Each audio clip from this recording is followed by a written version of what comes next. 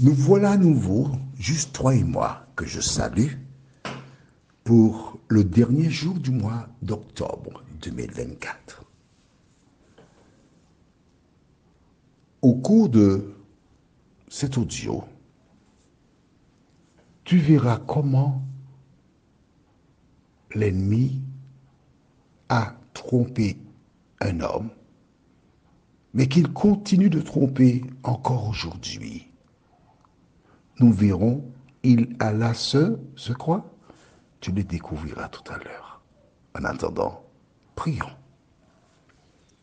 Saint-Esprit, merci de nous avoir conduits jusqu'à présent dans la vérité. Merci de nous aider à tirer les leçons qui s'imposent afin de ne pas tomber dans les pièges de l'ennemi. Merci de sceller la parole dans nos cœurs et que nos vies soient une odeur de vie. Merci de nous tenir, car sans toi, nous sommes perdus. Merci de sceller encore une fois ta parole en nous et que nous soyons la lumière du monde, nous t'en prions. Au nom de Jésus et pour ta gloire éternelle. Amen. Aujourd'hui, nous verrons ce qui est arrivé à un homme. Un homme qui marchait avec Jésus. Un homme qui écoutait Jésus. Un homme qui a vu les miracles que faisait Jésus. Un homme qui a vu des morts ressuscités. Pourquoi j'en parle? Tout simplement pour que tu sois bien conscient ou conscient que l'ennemi ne fait de cadeau à personne. Tu te rends compte? Cet homme a vu des morts ressuscités. Il a vu un petit garçon qui avait 5 pains et 2 poissons arriver. Et puis Jésus a prié. Et en un instant, paf, 5000 hommes ont mangé. Il a vu des aveugles retrouver la vue. Mais son cœur était partagé. Est-ce ton expérience? De qui s'agit-il? Tu le découvriras. Mais rappelle-toi, nous avons vu hier comment l'esprit impur va chercher cet esprit plus méchant et la condition de l'homme est pire que par le passé. Lisons dans le livre de Matthieu, chapitre 27, à partir du verset 1er. Je vais en chemin m'arrêter pour t'expliquer certaines choses. Verset 1. Le matin venu, tous les grands prêtres et les anciens du peuple tinrent conseil contre Jésus pour le faire mettre à mort. Après l'avoir ligoté, ils l'emmenèrent et le livrèrent à Pilate, le gouverneur. Alors, en voyant que Jésus était condamné, Judas qui l'avait livré fut pris de remords. Il rendit les 30 pièces d'argent aux grands prêtres et aux anciens. Il leur dit, j'ai péché en livrant à la mort un innocent. Ils répliquèrent, que nous importe? Cela te regarde. On s'arrête ici. Beaucoup de personnes condamnent Judas sans savoir qui est Judas. Judas était le trésorier du groupe. Donc un homme qui avait une certaine confiance. Un homme qui avait l'art d'utiliser les fonds. Il était bon, c'est pourquoi il était trésorier. Judas entendait Jésus parler de sa mort, des choses à venir, mais en même temps, pendant que Jésus parlait, lui, son cerveau était occupé par autre chose. il voyait que Jésus, avec 5 pains et quelques poissons, il pouvait nourrir 5000 hommes. Donc c'est vraiment le Messie qui est là. Quand on ira en guerre, on n'aura pas de dépenses. Tout ce qu'il y a à faire, c'est porter quelques pains, quelques poissons, et il va multiplier. Tout le monde sera rassasié. Les blessés, il peut les guérir. Les morts, il peut les ressusciter. Mais le problème, c'est que les Israélites, ils attendaient un Messie pour les délivrer des Romains.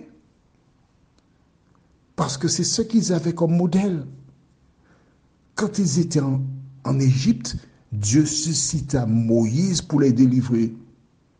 Au fur et à mesure, il y a eu Josué, il y a eu les juges, Samson, Gédéon, etc.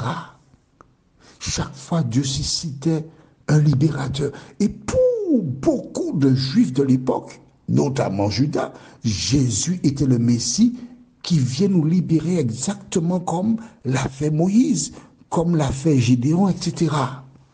Ils n'écoutaient pas lorsque Jésus parlait. C'est comme certains, ils entendent l'audio, mais ils n'écoutent pas. Alors, il a eu une idée lumineuse.